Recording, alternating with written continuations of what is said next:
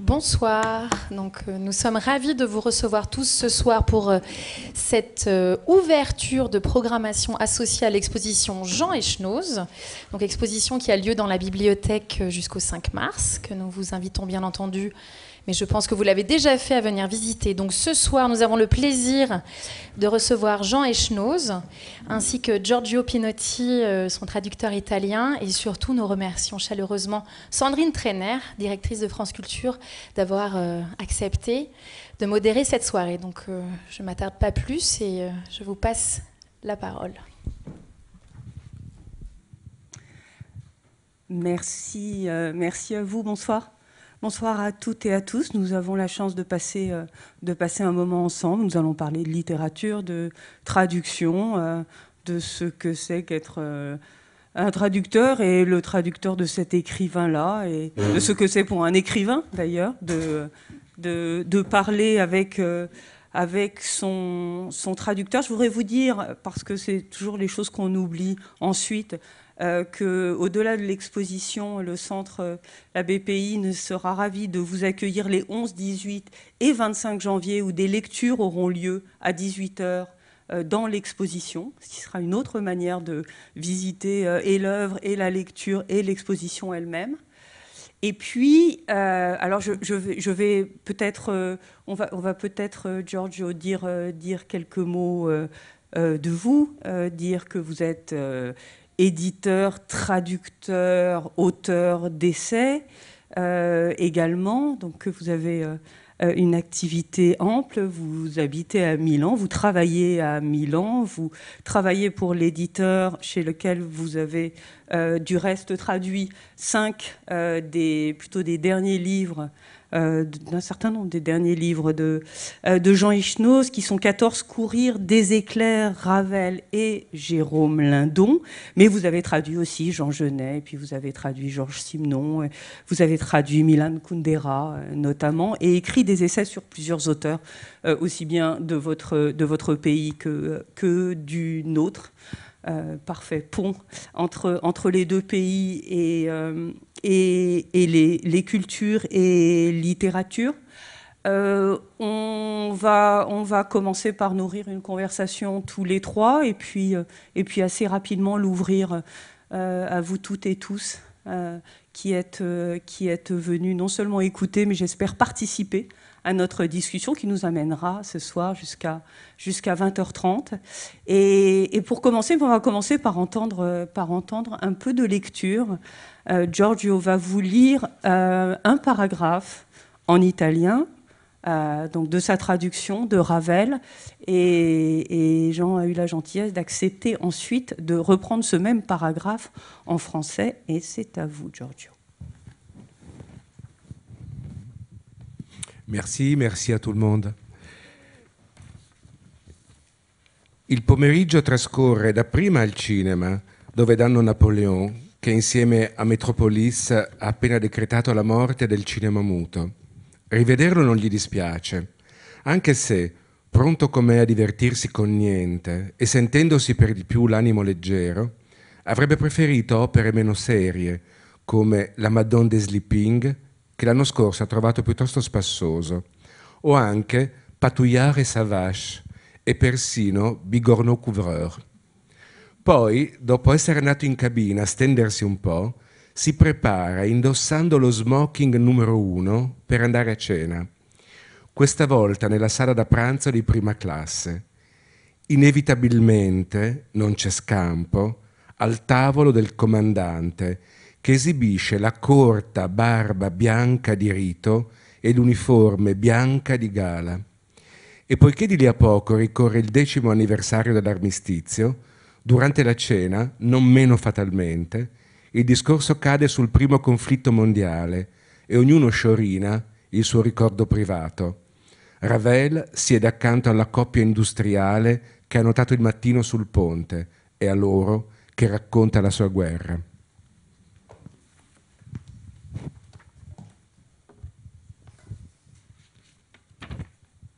L'après-midi s'écoule d'abord au cinéma où l'on projette Napoléon, qui vient avec Métropolis de sonner le glas du cinéma muet. Il revoit ce film sans déplaisir, bien qu'une disposition d'humeur légère et son penchant à s'amuser d'un rien lui aurait préféré de récentes œuvres moins graves, telles que La Madone des Sleeping, qui l'a pas mal diverti l'an dernier, ou même Patouillard et sa vache, et même Bigorneau couvreur. Puis, après qu'il est allé s'étendre un peu dans sa cabine, il se prépare en ajustant son smoking numéro 1 pour aller dîner, cette fois, dans la salle à manger de première classe. À cela, il ne peut pas couper, inévitablement à la table du commandant, à l'immanquable brève barbe blanche et vêtu de son uniforme blanc d'apparat. Et pendant ce dîner, non moins fatalement, vu l'imminence du 10e anniversaire de l'armistice, la conversation va porter sur le premier conflit mondial, chacun y allant de son petit souvenir. Comme Ravel se retrouve placé près du couple industriel aperçu ce matin sur le pont, c'est à ceux-ci qu'il raconte sa propre guerre. Merci. Alors ne commençons pas par le commencement, on y reviendra après. Commençons par le milieu. Et avec vous, Giorgio, ce que vous venez de nous lire comme ça, avec cette belle voix très fluide, ça c'était compliqué à traduire? Oui, très compliqué. Très compliqué à traduire? Oui. Oui. Oui. Alors si on prend un extrait comme celui-là, voilà, sans rentrer dans les détails, qu'est-ce qu'une page comme celle-là pose comme question au traducteur que vous êtes? Une page comme celle que nous venons de lire pose des problèmes d'ordre syntaxique, mais surtout au niveau de ce que Jean Echenoz appellerait l'émotion sonore. Il y a un corps sonore dont il faut tenir compte en traduisant, qui est très important. J'ai toujours l'impression, en lisant Echenoz, même face à des mots rares, que son choix s'est porté sur un certain mot pour le son, pour l'émotion sonore que ce mot pouvait engendrer. Donc le corps sonore du texte est quelque chose dont il faut vraiment tenir compte, et bien entendu, dans une autre langue, ça peut être très compliqué à rendre. Et c'est toujours possible? Très bonne question. Parfois, oui, parfois c'est possible, parfois non, parfois il faut renoncer parce que une allitération, par exemple, une émotion sonore n'aurait pas en italienne la même nécessité. C'est-à-dire, là, par exemple, à cela, il ne peut pas couper immanquablement à la table du commandant. Là, c'est nécessaire et on peut le reproduire en italien. Parfois, non. On peut toujours compenser. Dans un autre passage, par exemple. Ce terme d'émotion sonore, vous le portez vous-même, Jean? Je l'entends dans la mesure où, oui, dans la fabrication d'une phrase, il y a des mots qui quelquefois viennent s'imposer parce qu'ils dégagent quelque chose de... ils dégagent sur le plan sonore, justement. Enfin, ils ont un rôle un peu physique. C'est pas seulement la signification de tel ou tel mot, mais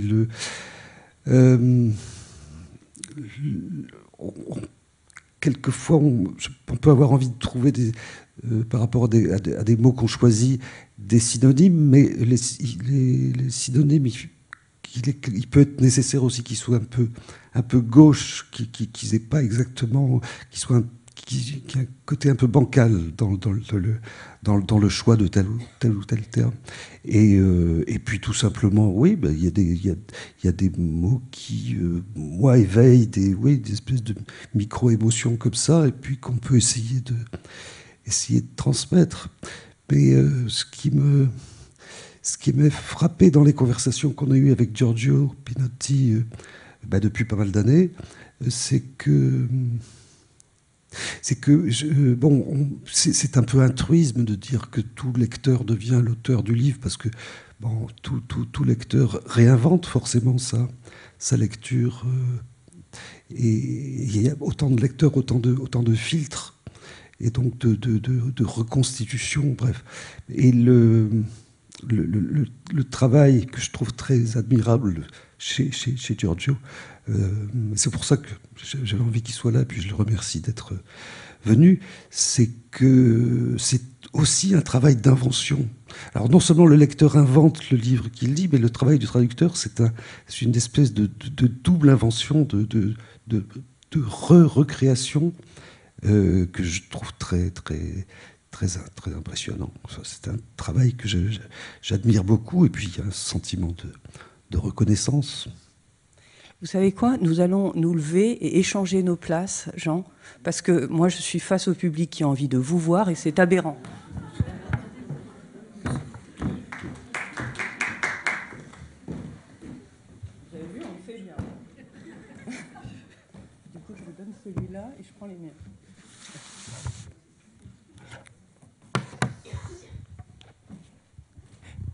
Et alors, ce que vous venez de dire, c'est-à-dire de dire que le travail de recréation, donc qui est effectivement sans doute celui du lecteur seul avec le livre, mais qui peut être celui du traducteur, il est si facile que ça à accepter parce que c'est quand même votre texte.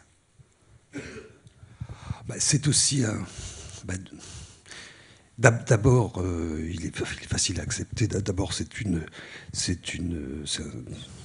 évidemment qu'il est facile à accepter dans la mesure où c'est une espèce d'étape de transposition dans une autre langue. C'est toujours l'impression que le livre va revivre sous une autre forme. Donc c'est déjà un cadeau considérable qu'on fait à ce livre et indirectement à son auteur. Mais je regarde ça très extérieurement parce que je n'ai absolument aucun talent pour les langues étrangères et je regarde ça comme des objets singuliers, mais je peux pas.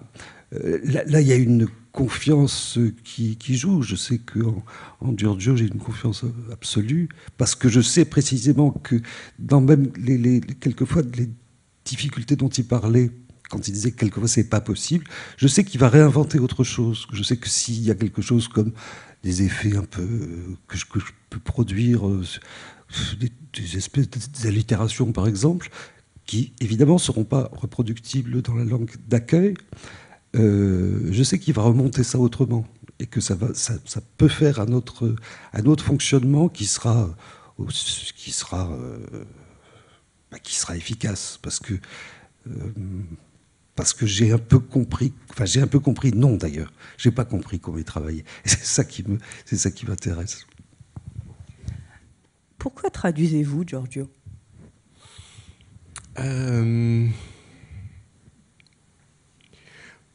On traduit une langue qu'on aime, et on traduit des écrivains qu'on aime.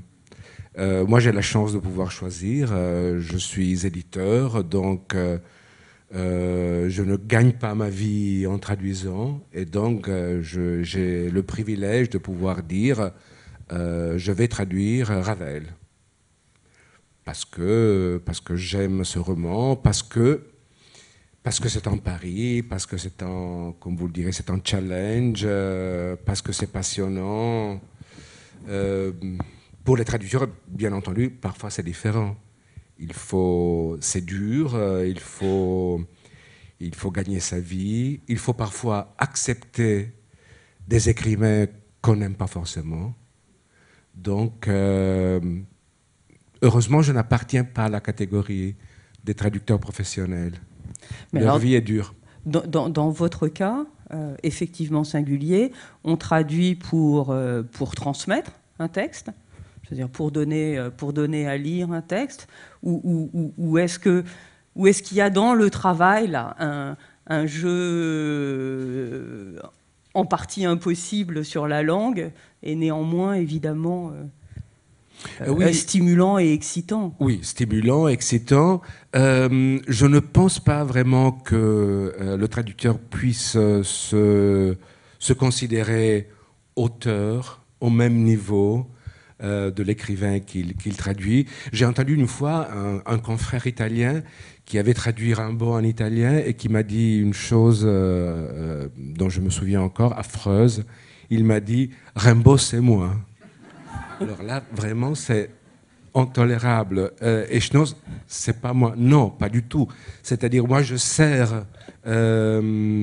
suis au service d'un roman, et surtout, au moment où je traduis, je renonce à ma propre, pas à ma propre langue, l'italien, mais je renonce à, excusez-moi, à mon idiolecte, c'est-à-dire aux particularités de ma langue. Je renonce à la langue que j'ai apprise à l'école. Gadda dit une chose très belle, Carlo Emilio Gadda, que peut-être beaucoup parmi les Français connaissent aussi, a écrit une fois une chose qui m'a toujours frappé et dont les traducteurs devraient peut-être toujours tenir compte. Il a écrit la langue réglementaire apprise au non-lycée est une non-langue est l'enveloppe argentée d'un chocolat absent. Voilà, je pense qu'il faut, en traduisant, renoncer à la langue qu'on a appris à l'école et se mettre au service. Et surtout, il faut renoncer. Il ne faut pas penser que la traduction, que le livre, dans le cas d'espèce, que le Ravel en italien puisse sembler avoir été écrit en italien. Là, non, ça ne va pas. On disait jadis, on dirait pas une traduction, on dirait qu'il a été écrit directement en italien. Non, alors quelque chose ne marche pas. Il faut qu'il y ait une étrangeté. Il faut respecter. C'est pas un livre italien. Ce Ravel est Schnoz italien. C'est différent. Donc on pourrait dire que vous parlez sa langue dans la vôtre? Oui, oui, oui. J'essaie de transplanter sa langue dans l'italien, même si il n'y a pas un italien équivalent. Je veux dire, la langue de Jean Schnoz n'existe pas en italien. Donc, si j'essaye de la traduire, de l'italianiser, je risque de l'homogénéiser, de la trahir, je risque de servir le public, mais pas l'auteur. Jean, est-ce que vous pensez à votre lecteur quand vous écrivez, et a fortiori, est-ce qu'il vous arrive de penser que peut-être vous allez être lu par un lecteur étranger? Non. De toute façon, je pense pas spécialement à... D'abord, les lecteurs, on ne sait jamais s'il y en aura, déjà. On ne sait jamais si on arrivera au terme d'un livre, si ce livre existera. Mais de toute façon, c'est toujours pareil. Il y a une espèce de lecteur imaginaire qui, c'est soi-même, quoi. Enfin, on écrit un peu pour soi-même comme lecteur aussi. Mais l'idée que ça puisse se transmettre ensuite, non. Il m'est arrivé, pas souvent, mais il m'est arrivé de voir une phrase, par exemple, que j'ai pu faire en disant, en pensant par exemple à Giorgio, et en disant là, je sais pas comment, parce que je vois bien qu'il y a des choses il y a des systèmes, des espèces de microsystèmes dans la langue qui font que comment est-ce que ça pourrait être transposé. Mais il faut y penser le moins possible parce que ça supposerait enfin, il faut y penser. Je préfère y penser le moins possible parce que ça supposerait une je dirais pas une contrainte, mais une dimension supplémentaire. Alors que c'est déjà assez compliqué comme ça.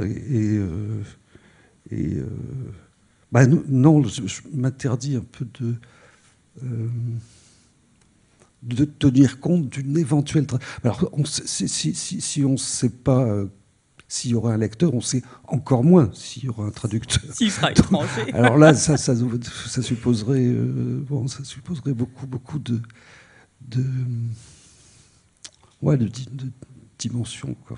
Non, mais par exemple, dans le choix des noms, enfin, peut-être, je ne sais pas, vous allez nous dire si Jean Echenoz est, pour un lecteur italien, à l'évidence, un écrivain français ou pas, et si la question a un sens, mais il y a une présence, d'ailleurs c'était très net dans l'extrait que vous avez lu, il y a une présence des noms propres, des noms qui ont eux-mêmes, qui véhiculent une musique de la langue et aussi de la géographie, et peut-être à ça vous pourriez penser quand vous choisissez un nom plutôt qu'un autre, par exemple, pour un personnage, pour le choix d'un lieu plutôt qu'un autre.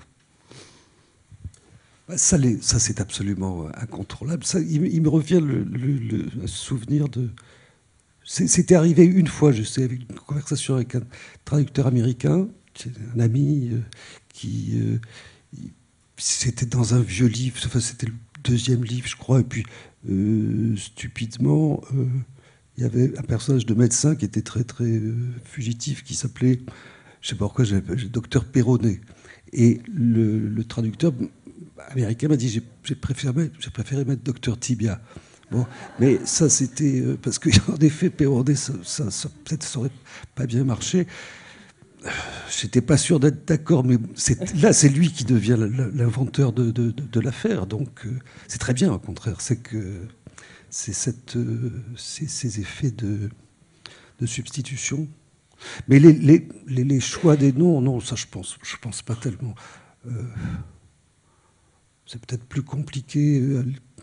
La transposition des noms est peut-être plus compliquée que celle des lieux. Sur les lieux, on a toujours des repères visuels, enfin des choses. Alors qu'un nom, c'est un son. Bon. Et il sonnera évidemment en français, il sonnera pas de la même façon dans une. Enfin, j'ai l'impression de dire d'une évidence. Je suis pas sûr. Non, c'est drôle parce que oui, les titres, par contre, des romans de Jean Echenoz semblent avoir été conçus pour l'exportation, non? Alors, développer. Ravel, Courir, Des éclairs, Un an, Je m'en vais. Tu n'y as jamais? Non, j'ai jamais pensé à l'exportation. Non, j'ai toujours eu... Oh, mais ça, c'est une... Envoyé spécial, ça existe dans toutes les langues. Oui. Sauf peut-être l'occupation des sols, un peu plus compliqué. Oui, mais aussi c'est court. C'est court. Oui. Mais non, ce que j'ai un peu toujours essayé, d'ailleurs ça commence à s'épuiser, mais il est temps que c'est que tous les titres aient une forme différente chaque fois. C'est qu'il puisse y avoir un nom propre, un titre pluriel, un titre singulier, une adresse, genre au piano, des choses comme ça, un verbe, enfin bon. 14. Oui. 14. Alors là, 14, c'est vraiment... 14. Mais dans le cas de Ravel, c'est encore plus compliqué parce que en italien, il y a Ravel. Mais dans l'édition française, si je ne me trompe pas, oui. Oui, il y a Ravel aussi, oui. Non, mais il y a roman. Alors là, j'ai toujours pensé que c'était très subtil parce que c'est oxymorique. Ravel, le nom montre du doigt un personnage historique, mais il y a roman, c'est-à-dire biographie, réel, fiction, imaginaire. Ah oui, mais c'est... De toute façon, le projet n'était pas un projet biographique du tout, parce que c'est pas mon métier, je sais pas faire ça, et puis c'est une science particulière. Non, c'était rester au plus près de la réalité du personnage, mais en même temps le traiter comme un personnage romanesque, et me permettre quelquefois d'envisager quelques scènes qui n'étaient pas rapportées dans les différentes, enfin surtout dans la principale biographie de Maurice Ravel en France, de Marcel Marnat, mais des choses qui étaient plausible. Mais il y avait, l'idée de traiter ce personnage-là comme je pourrais traiter des personnages fictifs, imaginaires, dans des vraies fictions, si j'ose dire. Et en même temps, l'idée que ça s'appelle roman, je trouvais ça pas complètement infondé, parce que je crois que... Et c'était... Enfin, bon, moi, je me suis pas occupé de beaucoup de personnages réels, mais celui-là, je sais que ce Ravel-là qui est raconté dans ce petit livre n'a évidemment rien à voir avec le Maurice Ravel. Bon, un travail de biographe, ça serait un rapprochement certainement beaucoup plus fidèle. Là, j'ai essayé d'être fidèle au personnage, mais je sais que c'est une reconstruction. Enfin, évidemment que c'est une reconstruction, et que cette idée du corps et de la figure de Maurice Ravel n'a rien à voir avec sa réalité supposée et sa réalité biographique. Et en même temps, c'est là. Mais peut-être que c'était l'idée de l'éditeur aussi, de mettre roman, hein, ça c'est possible. Je me souviens pas. Mais en tout cas, je l'ai pas. Je ne l'ai pas. Je renie pas cette désignation.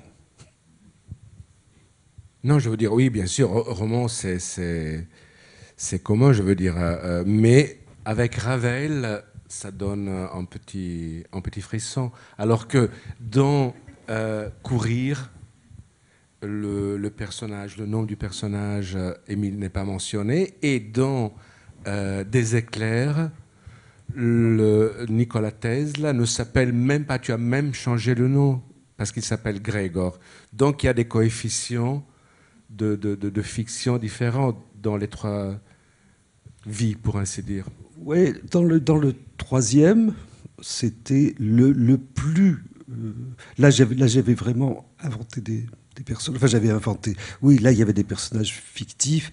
J'avais construit une histoire qui était peut-être un peu plus désinvolte par rapport à la réalité du personnage de Tesla, qui était aussi assez difficile à cerner, et au point aussi, en effet, je n'ai pas gardé son nom véritable. Mais c'est aussi pour des raisons, si j'ose dire, techniques, parce que le nom de Tesla est un très beau nom, mais il ne marche pas. Dans plein de phrases, il ne marche pas. On peut pas. Voilà. Alors que Grégor, c'était parfait. Ça commence et ça finit par des consonnes. On peut l'utiliser de toutes les façons. Tesla, ça marche pas. Enfin, on peut pas. C'est sur le plan sonore, ça veut dire quoi? Ça marche pas. Pauvre Nikola Tesla, qui a déjà eu un destin tragique, et qui pourrait apprendre en vous écoutant qu'en plus il a un nom qui marche pas. Oui, mais en plus c'est un très beau nom, mais ça collait pas. On peut pas faire un passé composé avec Tesla. Tesla a fait. Non, ça marche pas. Alors que vous voyez le corps sonore. Hein? Ouais. Le corps sonore. Alors qu'Émile marche très bien. Ah, Émile, ça marche. Il me semblait que ça marchait. Oui. Alors, est-ce que ça a un sens de vous poser la question de savoir si, pour un lecteur italien, il est évident que Jean Echenoz est un auteur français, est un écrivain français? Oui, bien sûr. Oui, alors, bien sûr. en quoi, pourquoi, qu'est-ce qui définit cette appartenance à la fois culturelle, géographique, historique et... Culturelle, géographique, déjà dans la présence de la France, de Paris par exemple. Paris est une ville, un espace qui a une importance énorme dans les romans, je pense dans les romans de Jean Echenoz, qui a écrit une fois, je pense, il y a un passage dans une préface qu'il a consacrée à un recueil de Pierre Marcel. Oui, il y a longtemps de ça. Oui, qui s'appelle Le sens du portail. Le journaliste de Libé. Hein? Voilà. Il a donné une définition de Paris que je trouve adorable, et dont je me souviens à chaque fois que je viens à Paris. Je croyais que vous alliez dire dont je ne me souviens pas. Non. Nous laissons, donc je me souviens très bien. Ouais. Il a écrit quelque chose comme Paris n'est que fiction, décor et moteur de fiction, self-service du mensonge en noir et blanc. C'est beau. J'ai pas compris la fin, mais Bon, alors si on reprend... On peut traduire, je veux dire, on peut traduire Echnoz en ayant sur l'écran de l'ordinateur Google Maps pour envoyer spécial, par exemple, c'est indispensable. Il faut suivre les personnages du 16e arrondissement à Belleville. C'est indispensable et c'est passionnant. Alors, si on reprend maintenant au début, Jean Echnoz, vous avez à peu près en tête à partir de quand vous avez été traduit, à partir de quel livre? Est-ce que c'est venu très vite ou pas? Oui, je sais très bien parce que c'était le deuxième roman, Cherokee, qui a été... Et un jour, j'ai reçu l'édition suédoise. Ouais. Et je l'ai lu intégralement. Voilà. Et je ne connaissais pas un mot de suédois, mais j'étais tellement émerveillé par la survenue d'un objet comme ça que j'avais écrit et que je n'avais pas écrit, puisque c'était bon, je l'ai lu du début à la fin. Et je me souviens même que j'ai remarqué que le traducteur avait sauté 2-3 phrases, mais on se débrouille avec les noms propres qui restent quand même les mêmes du français au suédois. Mais vous avez quand même vérifié. C'était pas pour vérifier, c'était une espèce d'effet un peu magnétique. Et puis je crois que j'avais le livre à côté. Enfin, je regardais à quoi comment telle phrase pouvait correspondre à telle autre. Alors ça, c'était vraiment du son pur, puisque ça n'avait à la fois aucun sens, et en même temps, je me dis, ah ben oui, ça doit raconter tel truc. Et en effet, oui, je crois qu'il avait sauté de trop. Enfin, ça, c'était encore une fois son travail de reconstructeur qui lui permettait certainement, à juste titre, de considérer que 2-3 phrases n'étaient pas indispensables. Et à partir de ce moment-là, vous êtes traduit de manière régulière, c'est-à-dire livre après livre, et l'œuvre s'est construite en traduction de façon un peu comme ça, qui vous apparaît logique, c'est-à-dire les pays où on a commencé à vous lire, vous êtes devenu un auteur étranger répertorié. Est-ce que vous savez ça? Non.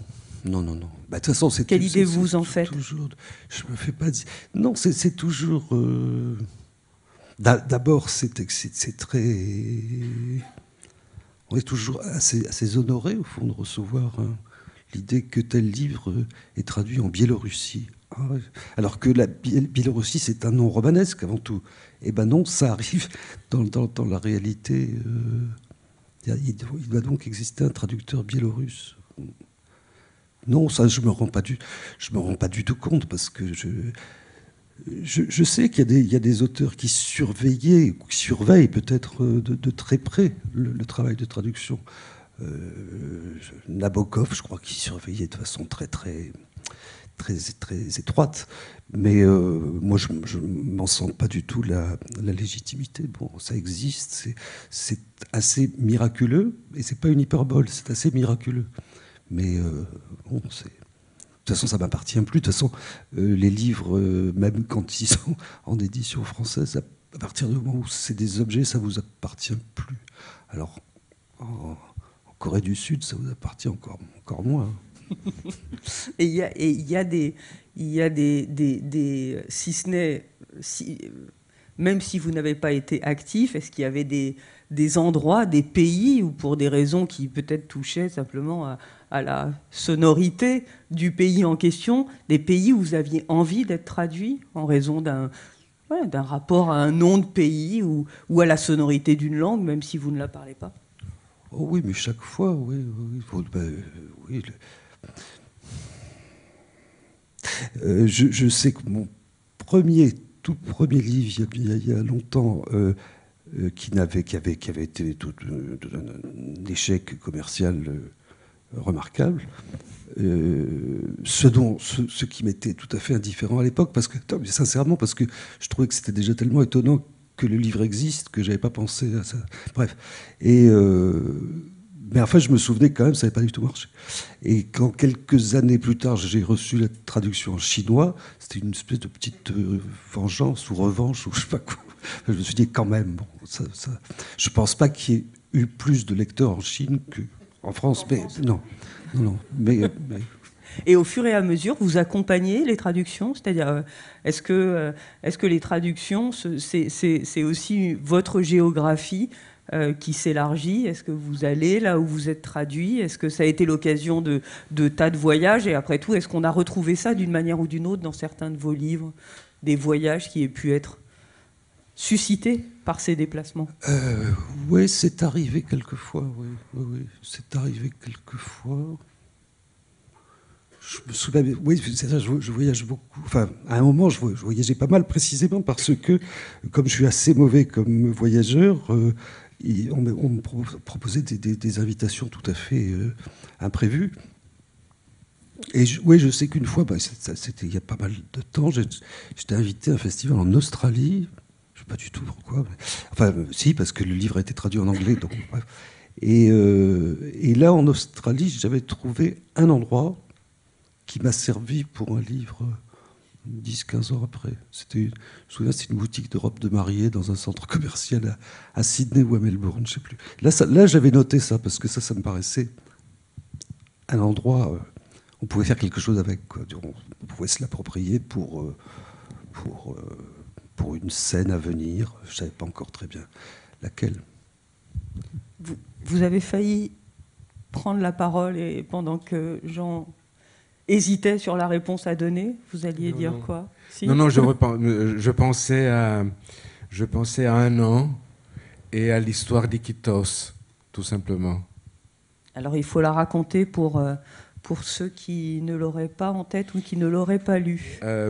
C'est-à-dire que Jean Echnoz, que je ne veux pas remplacer, mais raconte avoir vu une fois en Amérique latine un type avec une casquette qui pêchait les rats à la ligne. Et ce détail, ce petit épisode figure dans Un an. Non, pas dans Un an, je crois. Non, au piano. Oui, c'est ça, au piano. Au piano. Mais évidemment que... Oui, mais ça, c'était... Alors là, mais je veux pas avoir une espèce de rôle de globe-trotter, parce que franchement, je suis pas du tout bon pour ça. Mais il est vrai que j'avais fait une espèce de conférences, enfin des rencontres comme ça au Pérou, et je suis tombé sur une ville qui était absolument irréelle, donc la ville d'Iquitos, et qui, à bien des égards, c'est toujours agaçant de se dire qu'on se retrouve dans la fiction. Mais là, oui, de toute façon, j'aurais jamais osé imaginer un type avec une casquette qui pêchait des rats, parce que c'est pas ce que je l'ai vu, quoi. Bon, oui, mais ça, c'est de toute façon, ça peut se passer aussi, je sais pas, dans le 11e arrondissement. On peut voir quelque chose où on se dit, je vais m'en... Vous voulez dire des hommes qui pêchent des rats très souvent, dans le 11e arrondissement? Non, l'équivalent. C'est régulièrement que ça vous arrive? Non, par contre, dans le 11e arrondissement, je me souviens, par association, il y avait eu une rumeur ou une légende qui courait sur ce qu'on appelait alors des clochards anthropophages dans le tunnel qui va jusqu'au bassin de la Villette. Ça pouvait être intéressant aussi, mais c'était une rumeur. Vous voyez, on part d'une question simple et on arrive sur des idées troubles. Alors, revenons là aussi un peu au départ. Comment devient-on le traducteur de Jean Echnoz? Par hasard, hasard, chance. En certains moments, la maison d'édition qui avait publié en Italie Un an et je m'en vais, refuser Ravel, décider de ne pas traduire Ravel, et donc on s'est dit qu'on pouvait acquérir Jean Echnoz, et au moment où j'ai lu Ravel, j'ai immédiatement décidé que j'avais envie de le traduire. C'était irrésistible. Pourquoi ? Parce que tout d'abord, Ravel est un roman remarquable. Et non seulement, mais il y a tout. Il y a la langue, il y a le travail sur la langue, il y a en même temps l'humour, l'ironie. Pour moi, c'est irrésistible. Traduire l'humour et l'ironie est très agréable. Vous avez écrit un essai sur l'œuvre de Jean. Qu'est-ce que c'était ? Vous le mentionnez ? Non, c'est un petit essai concernant les problèmes que la traduction des livres de Jean Echenoz pose. C'est plutôt technique et ennuyeux. Ah oui. Oui. Pourtant, on ne s'ennuie pas du tout, et c'est de ça dont on est en train de parler. Oui. Qu'est-ce que ce... Bon, on a toujours envie, je pense, depuis l'enfance, on a toujours envie de savoir ce que les gens se disent quand on n'est pas là. Alors, qu'est-ce que se raconte, de quoi parle un auteur et son traducteur ? Je voudrais vous poser la question à l'un comme à l'autre. Quelle est la... Je ne parle évidemment pas des relations d'amitié qui peuvent se créer ou pas, mais de quoi se nourrit, quand elle existe, la conversation professionnelle entre un auteur et son traducteur ? Jean, peut-être, ou Giorgio, si vous... Professionnel, on peut avoir il peut y avoir des questions sur tel ou tel point, mais on n'a pas forcément des conversations très littéraires aussi. On peut se raconter des potins aussi. Mais non, sur les livres eux-mêmes, ça peut être en fait quelquefois des points complètement inattendus. C'est-à-dire que autant, comme je disais tout à l'heure, quelquefois je me dis, mais imaginons que ça va être traduit. Là, c'est peut-être embêtant. C'est pas du tout là que ça achoppe, si je puis dire. C'est sur des choses qui, moi, me paraissaient tout à fait fluides, mais justement peut-être trop fluides en français, et que ça pose une difficulté qui était pour moi absolument impensable. Et puis... mais ça se passe, c'est des échanges qu'on peut avoir avec Giorgio, avec quelques d'autres, c'est arrivé avec d'autres traducteurs, mais pas de façon systématique. Qu'est-ce que vous répondriez ? Oui, tout d'abord, on ne parle presque jamais de problèmes liés à la traduction. Parce que moi, je pense qu'un traducteur doit se débrouiller, ne pas avoir recours, sauf bien sûr s'il a un problème que seul l'auteur pourrait résoudre, doit se débrouiller et en ayant recours, si possible, à un copain français plutôt, ou à quelqu'un qui puisse l'aider pour décider si une expression rentre dans la langue ou bien dans la parole de l'écrivain. Donc, j'essaie de ne jamais poser de problème à Jean Echenoz. On parle plutôt, par exemple, de couverture. Alors là, oui, parce que je pense que un éditeur doit soumettre le choix d'une couverture à l'écrivain. Et donc, normalement, je lui envoie les couvertures pour qu'il me donne son accord, pour qu'il me dise « Ah non, c'est hideux » ou « C'est très bien ». Mais je dois dire que tu es le seul à faire ça, parce que les éditeurs étrangers, en général, ne communiquent pas les projets de couverture, ce qui est quelquefois regrettable. Mais sur la couverture de 14, il y a eu une espèce d'effet de transmission de pensée assez singulier, parce que j'avais pensé à un tableau précis dans l'hypothèse d'une couverture qui ne serait pas une couverture graphique comme celle qui est un tableau que j'avais vu, qui est au musée de l'Armée d'ailleurs, et qui était pour moi l'image idéale pour une illustration. Enfin, c'est un peu présomptueux, mais c'était une très très belle, un très beau tableau. Et quand Giorgio Pinotti m'a envoyé les maquettes de couverture, c'était précisément ce tableau-là qui avait été choisi. Oui, c'était Verdun, de Félix Vallotton, tout simplement parce qu'on avait déjà utilisé Vallotton pour un livre merveilleux de Gabriel Chevalier qui s'appelle La Peur. Et donc, il me semblait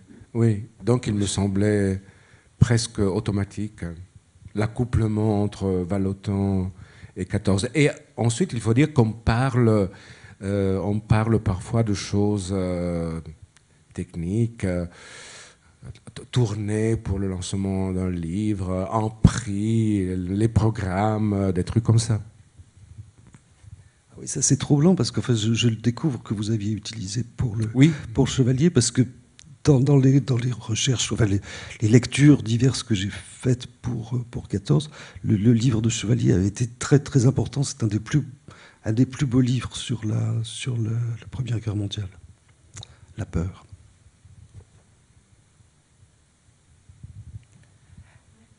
Est-ce que quelqu'un dans la salle voudrait entrer dans notre conversation? Allez-y.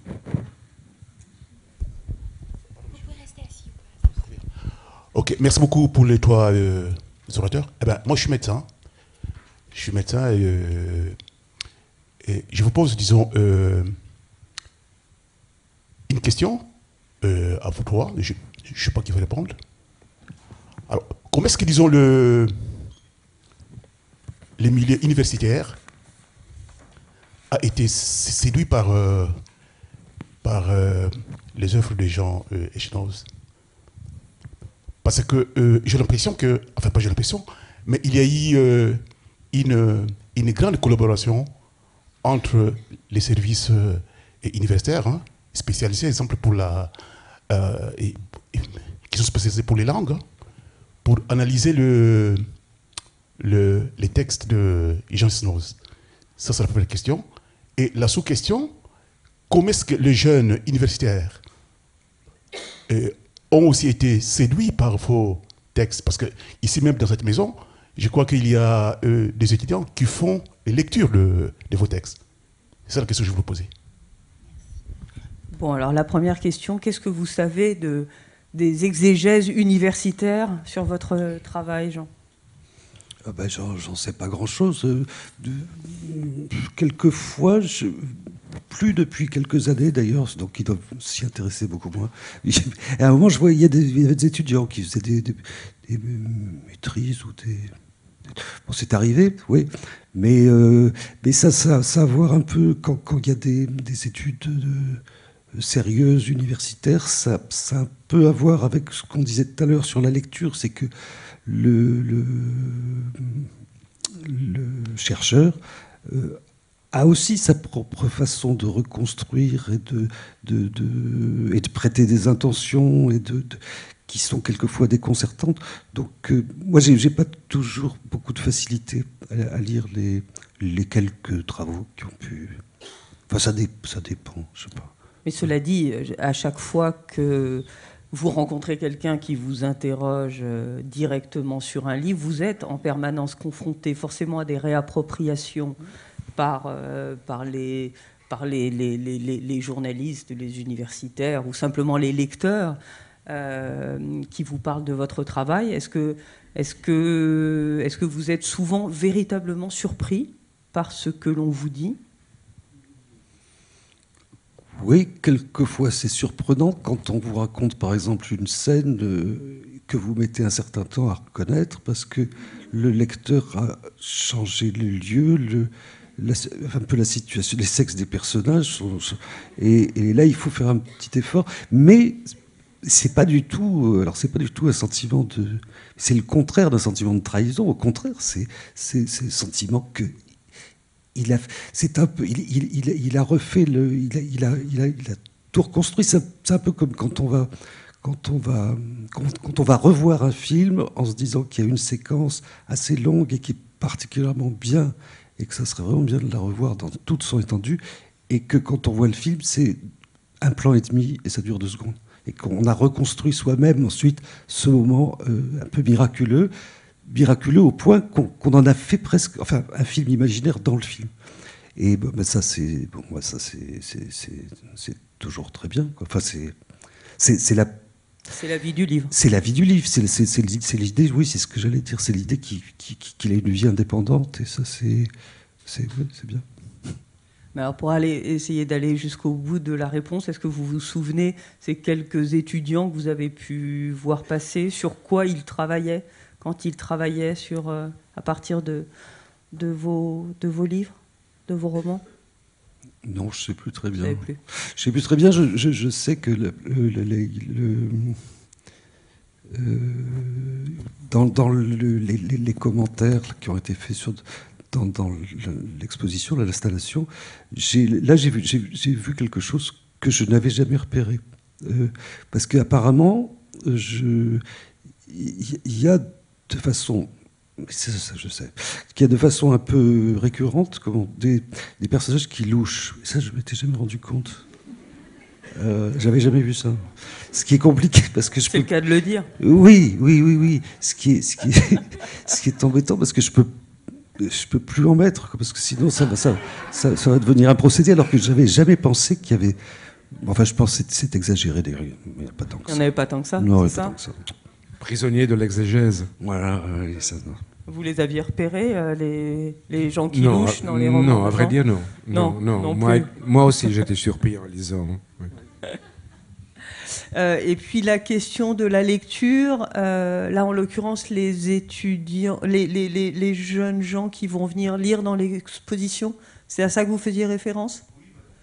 Alors en l'occurrence c'est pas moi qui peux répondre, mais... Oui, en fait ce sont des étudiants du conservatoire, donc c'est plus un exercice de théâtre. C'est la classe de Robin Renucci, la première année du conservatoire. Ce sont bien des étudiants mais en théâtre, donc c'est moins l'aspect littéraire que l'aspect théâtral qui sera mis en avant. Voilà, je vous invite à y venir, c'est très très bien.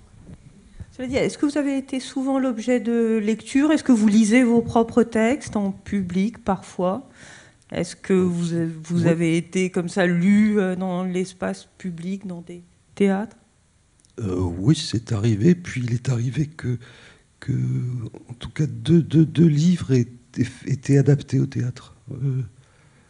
Ravel et Courir, c'était adapté... Et puis quelquefois, il y a des lectures, et puis ça m'arrive de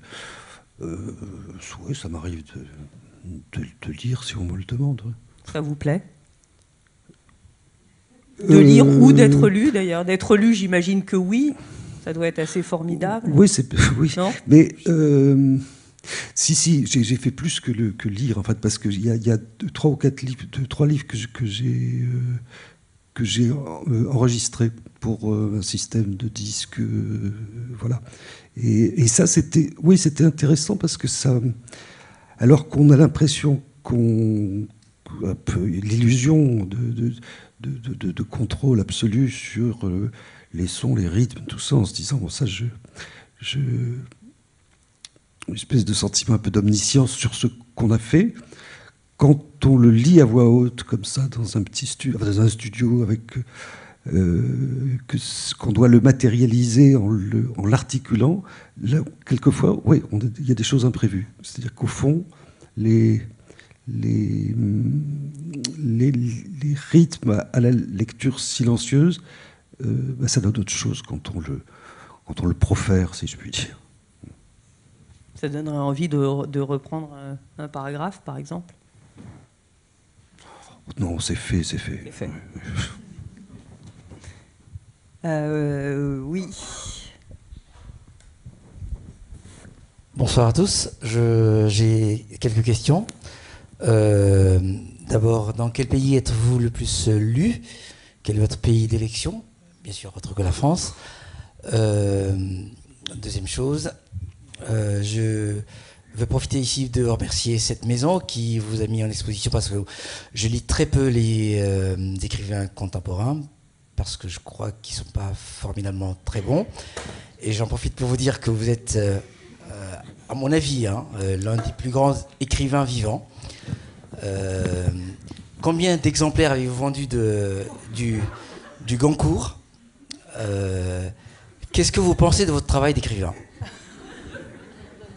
On les prend dans l'ordre? Alors, dans l'ordre, le pays où vous seriez le plus lu, on fait un peu de Trivial Poursuite, le pays où vous seriez le plus lu? C'est l'Italie. On dit en Italie parce qu'on est... Voilà. En Italie? Non, c'est-à-dire que, oui, non, je ne sais pas, mais il faut dire que, non, Jean Echnoz est traduit partout dans le monde, mais être traduit n'équivaut pas automatiquement à exister.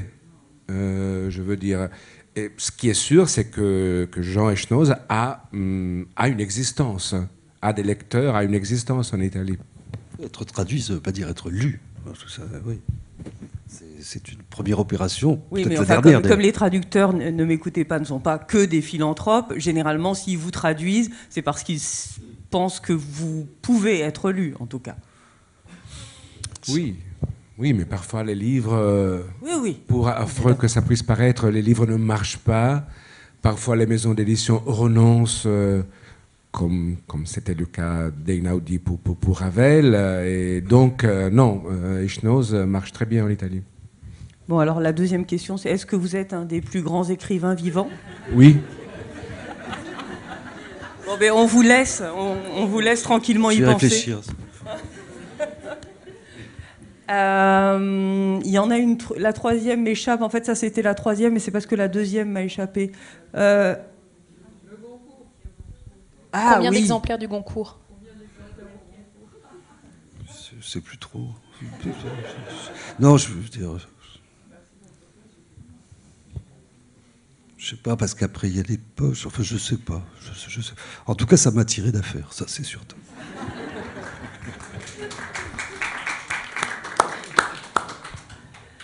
Et la quatrième question portait sur votre travail. Comment vous l'aviez formulée?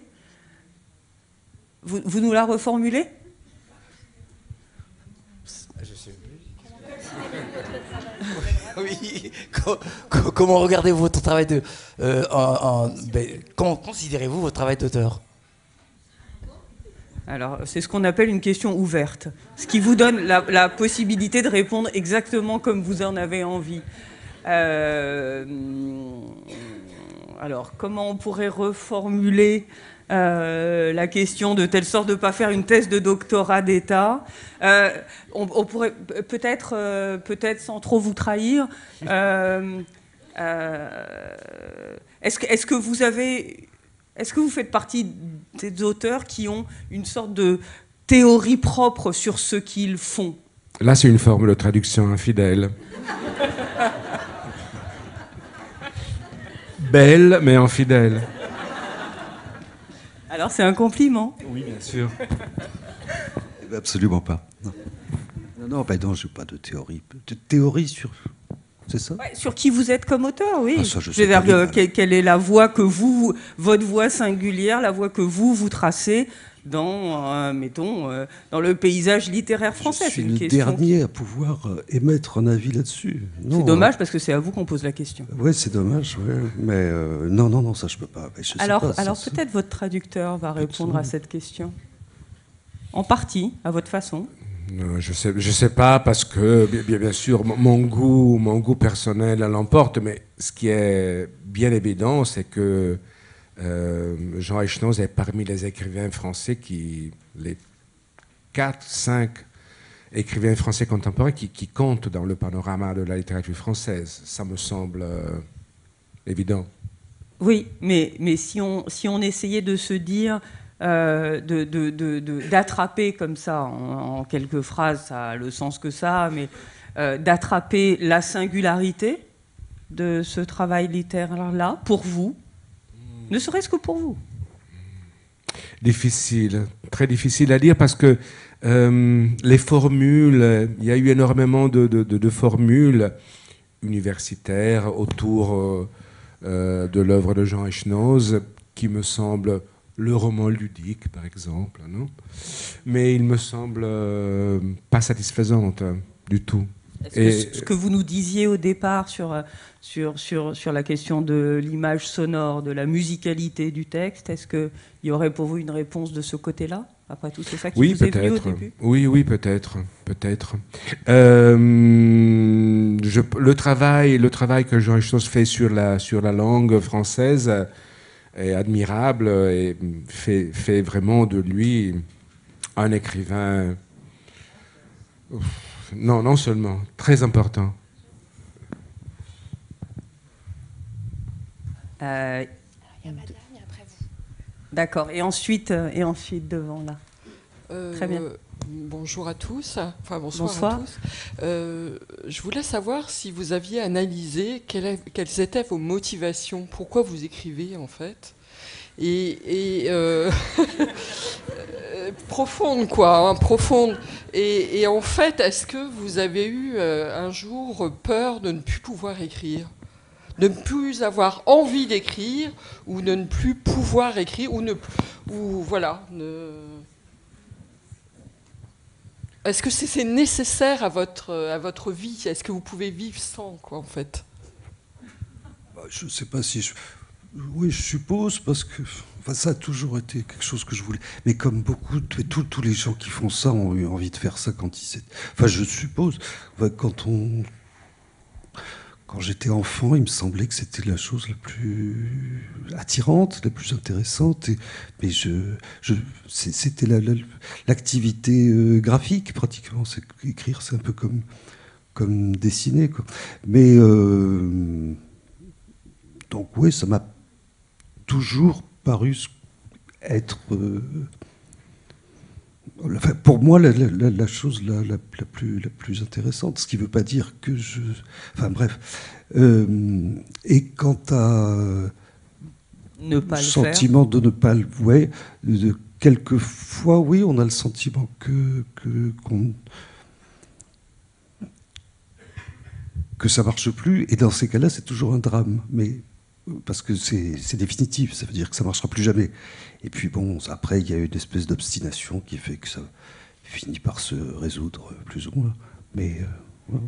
Oui, mais par exemple, enfin, vous y répondez, vous répondez à cette question très simplement, mais dans votre texte sur votre éditeur, sur Jérôme Lindon, sur votre premier éditeur en tout cas, vous racontez comment vous lui envoyez votre premier texte, comment il est édité, et puis vous lui en envoyez un deuxième, il vous le refuse, et ensuite vous êtes extrêmement pudique, et vous dites que 2-3 ans plus tard, vous avez continué à travailler, vous avez repris un nouveau projet, et 2-3 ans plus tard, vous lui avez de nouveau présenté un manuscrit, mais 2-3 ans, c'est énorme. Et quand on a eu un texte refusé, j'imagine qu'on peut se poser la question de savoir si on ne sera pas l'homme d'un seul livre. Et donc ces 2-3 ans, comment dire, à la force de quoi réussissez-vous à convaincre votre poignet de continuer à travailler sans plus d'encouragement? Vous dites que vous n'êtes plus en contact avec lui à ce moment-là, donc vous êtes de nouveau tout seul. Ouais, tout seul, avec sans doute un sentiment de très grande... Le sentiment qui était le mien quand j'ai écrit mon premier livre, c'est un sentiment... J'ai le souvenir d'un sentiment de grande liberté. Ça, c'est vrai, une liberté que j'ai en fait jamais vraiment retrouvée ensuite. Mais enfin, après, ça s'est agencé de façon différente. Mais là, non, c'était parce que il est vrai que ce deuxième livre publié, donc oui, pendant 2-3 ans, travailler seul, ben oui, comme toujours. De toute façon, ça continue. Il n'y a personne. Moi, je ne crois pas tellement aux interventions des éditeurs. C'est une image un peu romanesque qu'on a de l'éditeur qui vous donne des idées. Non, on est seul de toute façon. Enfin, je crois. Enfin, moi, Bah non, de toute façon, il fallait réparer cette erreur, parce que, en effet, ce texte que Linton m'avait refusé, c'était une erreur, mais je m'en suis rendu compte ensuite, je me suis dit, c'est pas possible, je vais le reprendre. Non, il y avait un vice de forme, il y avait un truc qui marchait pas, puis c'était à jeter, quoi. Mais non, mais je vois pas pourquoi la solitude serait plus grande. Oui, bon, il est vrai que Cherokee, c'était un des deux livres les plus difficiles à écrire. Mais je ne sais pas si c'est à cause de la solitude. L'autre très difficile étant Ravel, pour les raisons que je disais tout à l'heure, parce que j'avais jamais fait une chose pareille, c'était à la fois de raconter une vie et puis de garder un peu de liberté. Ça, c'était un chemin un peu sinueux et délicat. On entend, c'est un addendum à la question qui a été posée, mais on entend souvent les écrivains parler de tout ce qui est difficile, la difficulté d'écrire un livre, d'écrire un bon livre, de réussir un livre, ce dont généralement les écrivains parlent peu et qui peut-être explique pourquoi ils continuent à écrire des livres, c'est la dimension du plaisir. Bah, si elle n'existait pas, ça serait embêtant quand même. Non, c'est quand même l'activité qui moi, oui, qui est la chose la plus excitante, c'est de chercher comment construire une phrase, quoi. Oui. Et puis celle qui est avant, celle qui est après. Je sais pas, c'est Claude Simon qui dit ça. Il raconte ça quelque part, Claude Simon, qu'à un congrès en ex-Union soviétique, on lui demande quelles sont les trois choses les plus essentielles pour un auteur, et il dit commencer une phrase, ensuite la continuer, puis la finir, je crois. Ce qui avait été assez mal vu, mais c'est parce que c'est, sans en parler de façon trop ornée, mais c'est toujours un peu une aventure, quoi. Voilà, c'est ça qui est intéressant. Évidemment que c'est le plaisir est dans cette aventure-là, et comme c'est toujours un enjeu, quelquefois c'est humiliant aussi, parce qu'on voit bien qu'on n'y arrive pas, il faut, voilà. Mais voilà. Vous avez essayé d'écrire du roman, Giorgio ? Non, jamais. Non, jamais. Pourquoi ? Je manque peut-être des dons nécessaires. J'ai une langue. Cesare Garboli, qui est un grand critique italien, disait toujours « J'ai tout pour écrire un roman, une langue merveilleuse. Ce qui me manque, c'est l'imagination. » Bonsoir. Bonsoir. D'abord, je voudrais remercier M. Echnoz pour tout le plaisir de lecteur que j'ai pris à lire tous ces romans. Tellement que je me suis mis aussi à étudier donc votre œuvre, et là j'ai pris un peu moins de plaisir parce que ça résiste souvent, et surtout j'ai l'impression de passer beaucoup de soirées, de week-ends, j'ose pas dire avec vous, mais en tout cas avec vos personnages. Je vais vous mettre un peu moins dans l'embarras parce que je vais poser une question à M. Pinotti. Il me semble que vous aviez dit tout à l'heure que vous aviez traduit Jérôme Lindon. Et donc comment est-ce qu'on se met là pour le coup vraiment dans la peau de Jean Echnoz pour traduire une œuvre aussi intime, enfin un texte vraiment le plus intime peut-être de ceux qu'il a écrits? Je sais pas. Et on se met pas dans la peau d'un écrivain. Ça, alors là, non. On peut pas se mettre dans la peau d'un écrivain. Il faut toujours garder une sorte de distance, de vraie distance, parce que sinon vraiment on risque d'imposer. Ce qui pour moi est du point de vue de la traduction terrible, un risque terrible.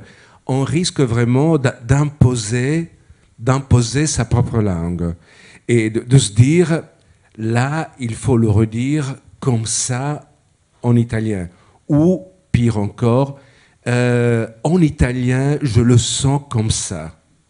Il faut toujours garder cette distance et surtout pas ne pas se mettre dans la peau de l'écrivain. Et pourtant, dans le cas de Jérôme Landon, je n'ai eu, je ne sais pas pourquoi, aucune difficulté. C'est le livre que j'ai traduit le plus aisément, avec une sorte de joie, de vraie joie, sans un seul instant de souffrance.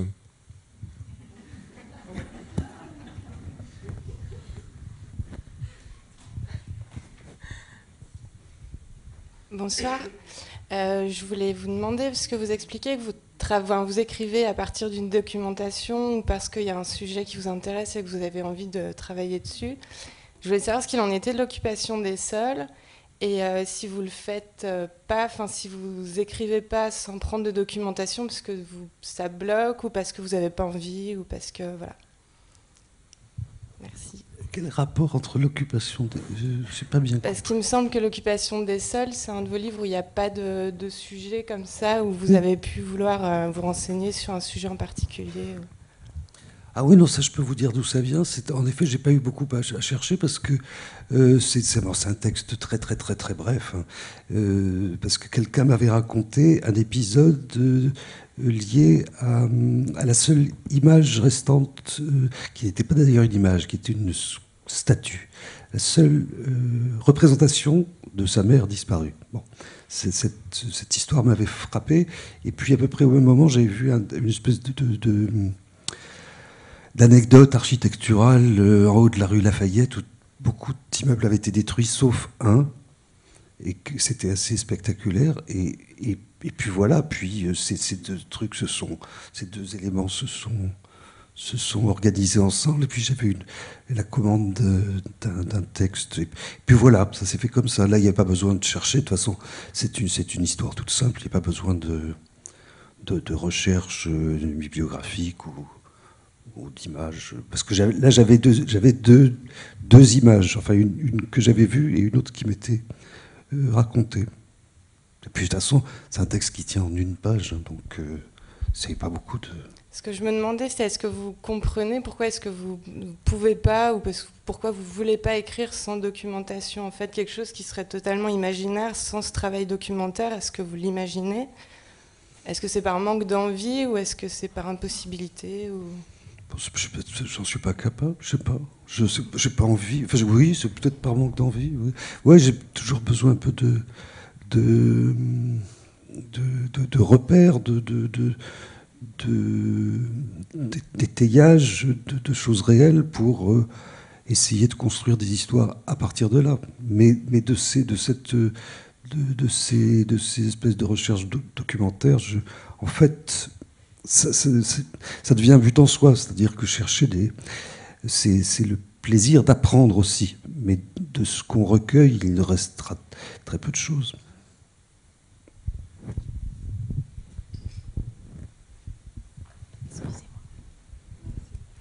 Bon, je voulais vous dire d'abord que j'aime beaucoup vos livres et que je lis peu des auteurs contemporains français. Et donc vous faites partie de ceux-là, d'une part. Et vous avez dit tout à l'heure, moi qui suis une anglophone et angliciste, que vous étiez plus ou moins réfractaire aux langues étrangères, si j'ai bien compris. Enfin, pour les avoir apprises ou les lire dans le texte. Et je voulais savoir si vous étiez aussi réfractaire aux auteurs en langues étrangères, c'est-à-dire si vous les lisiez en traduction. Et partant de là... quels sont les auteurs, par exemple, anglais ou américains, que vous aimez? Je suppose que vous lisez aussi des Italiens, puisque vous avez un tropisme vers l'Italie. Oui. Je ne sais pas, il y en a tellement. D'abord, oui, je ne lis pas dans le texte original. Oui. Non, j'ai toujours lu en traduction. Des auteurs anglais, américains. Oui. Je sais pas, il y en a tant que... Je pensais à Philip Roth, en particulier. Ah. Philip Roth. Philip Roth. Philip Roth, ça n'a jamais marché. Tout le monde aime Philip Roth, mais ça n'a jamais marché. Ah bon, oui, j'en ai lu justement, 2 c'est ou 3. intéressant. Oui, ben, je Pourquoi sais pas pas. C'est... Ouais, mais il y a des moments, il y a des rencontres avec des livres qui peuvent se faire, qui peuvent pas se faire longtemps, et puis quelquefois on trouve. Non, j'ai un peu lu Philip Roth, mais c'est pas, ça n'a pas fait produit d'étincelles comme pour prendre des auteurs très très très différents que Stevenson ou Henry James, quoi. Bon, c'est vraiment pas pareil. Mais non, bon, mais puis il y en a beaucoup d'autres. Mais je pense à Stevenson, Henry James, je pourrais dire Joseph Conrad, Dickens. Enfin là, la liste serait très très longue. Ouais, Ça bien n'a sûr. pas de sens. Non, mais je vous remercie. Pardon. Il y a une question. On va prendre encore 1 ou 2 questions. J'en aurai quelques-unes à vous poser avant que nous nous séparions. Bonjour. Oh, bonsoir. J'aurais juste aimé savoir votre rapport à l'art contemporain, parce que je pense à Jean Morvet, par exemple, il y a un galeriste, et puis vous êtes exposé ici à la bibliothèque, mais au centre Pompidou, aux arts plastiques, j'entends. Le rapport à l'art contemporain. J'ai un rapport spectateur, ça m'intéresse. Je ne suis pas du tout spécialiste. Ce que je sais, c'est que précisément parce que je connaissais rien, enfin très très peu de choses au fonctionnement, au marché de l'art en général, au marché de l'art contemporain en particulier, que j'avais eu envie de m'y intéresser, mais pour le découvrir un peu, comme je disais tout à l'heure. Donc voilà. J'étais allé voir des gens, parler avec des artistes, des galeristes, des collectionneurs, des marchands. Mais non, je ne peux pas vous décrire en quelques mots mes relations à l'art contemporain, parce que ça serait fastidieux, enfin ça serait difficile et fastidieux. Mais oui, ça m'intéresse d'être. Oui, ça m'intéresse. Merci. Alors, on va prendre 2 courtes questions. Bonsoir. J'ai une observation à l'adresse de M. Pinotti, Giorgio, concernant la... Oui, je ne sais pas pourquoi ça fait rire. Bon, concernant la personnalité de l'auteur originel, parce que vous avez dit que d'après le style... Enfin, disons, je fais une distinction entre le style et la langue d'une œuvre et le contenu et la thématique qu'elle véhicule.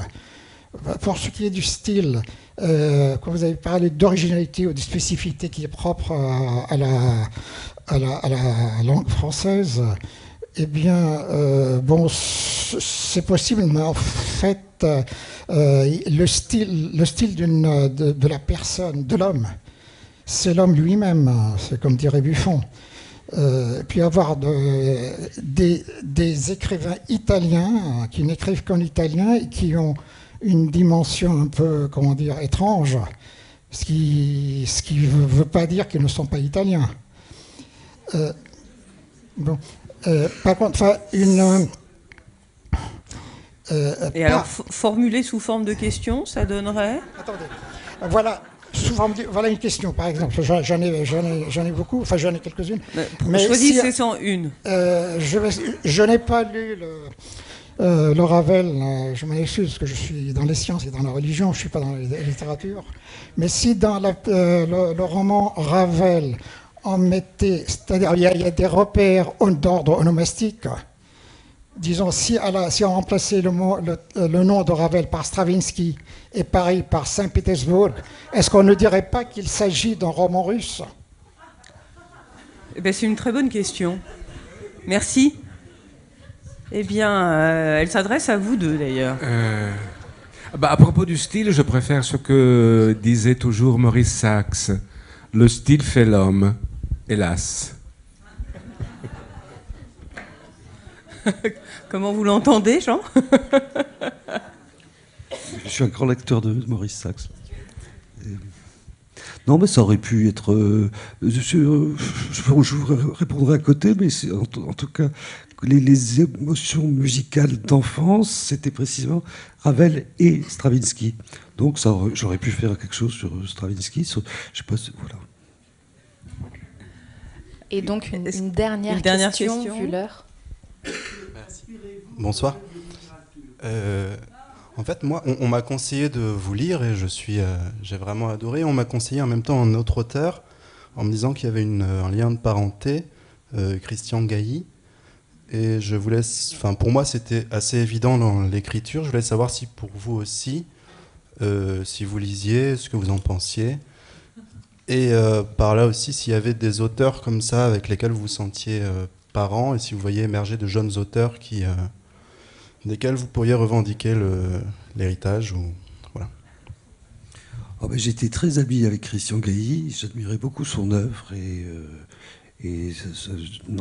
puis on avait des conversations avec Christian Gailly, pas seulement sur la littérature, mais c'est quelqu'un de qui j'étais très proche. C'était pas toujours très facile parce que c'était un personnage très, très singulier, très, très généreux et complexe. Mais les livres de Gailly, ils ont vraiment compté pour moi.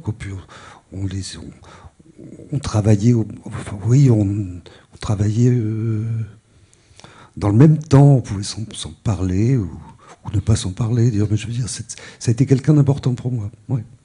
Et j'ai oublié l'autre question. On peut peut-être conseiller à tous ceux qui ne l'ont pas lu de lire Un soir au club, par exemple, qui est un roman absolument merveilleux. Oui. L'autre question, c'était est-ce que vous reconnaissez chez des... Très très beau livre Les Fleurs, c'est un livre bref de Gailly, qui est très beau. Et l'autre question, c'était est-ce que vous vous reconnaissez chez de jeunes auteurs ? Me reconnaître moi ? Non. Oui, enfin, est-ce que vous avez le sentiment que dans la nouvelle génération, j'imagine que c'était ça l'enjeu de la question, dans la nouvelle génération des écrivains, est-ce qu'il y en a certains avec lesquels vous vous sentez un lien de proximité, ou pour pas dire de parenté ? De parenté, non, je vois jamais de parenté. Ça m'intéresse de voir des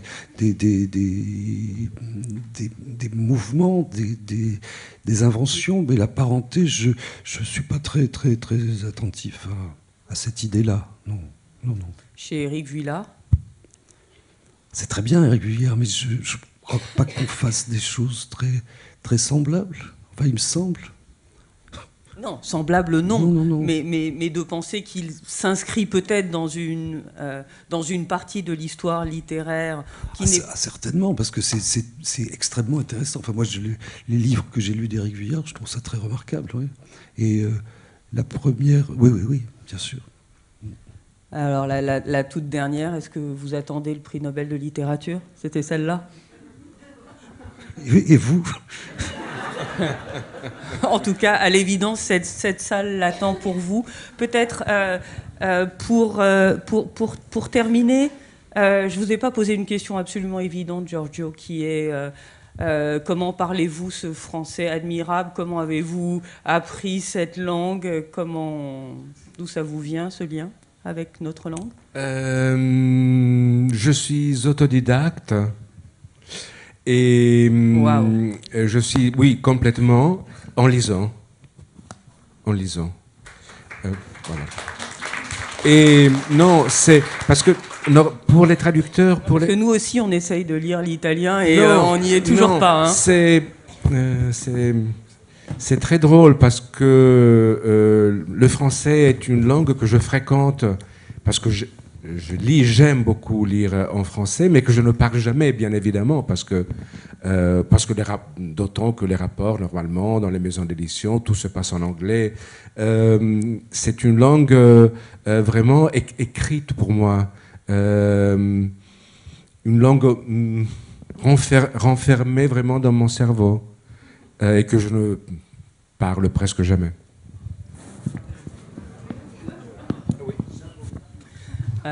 Jean, une toute dernière question. Vous avez dit que la première fois que vous aviez reçu un livre, un exemplaire d'un livre de vous traduit, en l'occurrence en suédois, vous l'aviez lu du début jusqu'à la fin, dans cette langue que vous ne connaissiez pas. Est-ce que c'est une expérience que vous referiez aujourd'hui avec une langue nouvelle qui apparaîtrait dans l'univers de vos traductions, en islandais par exemple? Non, je crois. C'est très compliqué. Ah non, oui, l'islandais c'est très difficile. Oui, c'est assez compliqué. Je crois que c'est une langue finno-hongrienne. C'est ce qu'on appelle les langues finno-hongariennes, c'est ça. Ouais.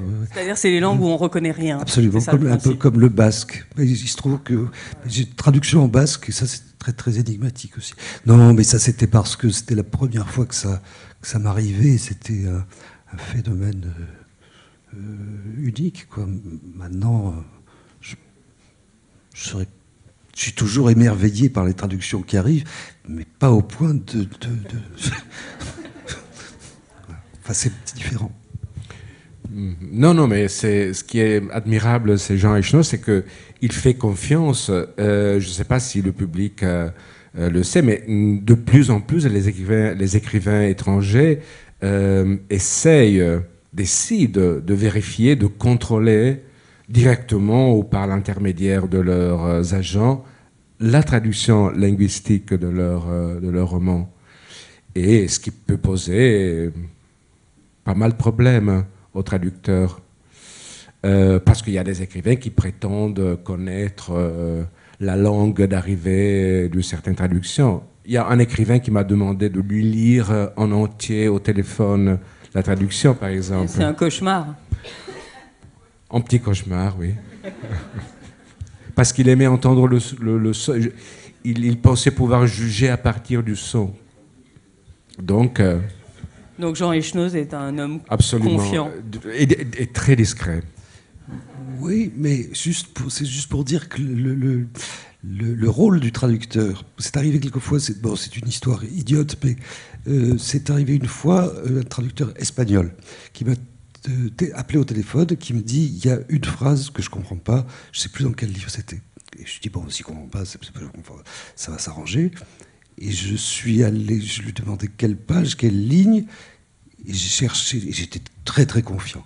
Et je suis allé chercher la phrase, et ben moi non plus, je ne comprenais pas. Et je ne sais pas ce qui s'est passé. Je voyais pourquoi j'avais fabriqué cette... Mais expliquer devenait très difficile. Et ce que je veux dire là, c'est que c'était très très intéressant que cette intervention vienne d'un traducteur. C'est de mettre en face d'une évidence qu'on ne voit pas forcément. Oui, je me souviens que j'avais posé une question, la première fois, en traduisant Ravel, j'avais posé une question, il y avait quelque chose qui m'échappait, et je me souviens très bien que Jean m'a répondu « Ah là, je ne sais pas, tu mets ce que tu veux ».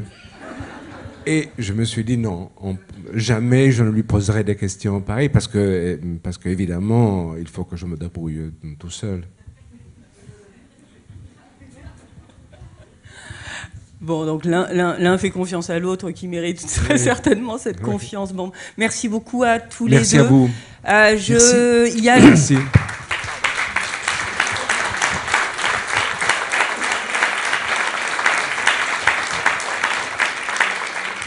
Vous pouvez les applaudir parce que quand on s'est retrouvés à l'entrée du centre Pompidou, l'un m'a dit, mais je voyais que l'autre se posait la même question, mais est-ce que vous savez de quoi on va parler?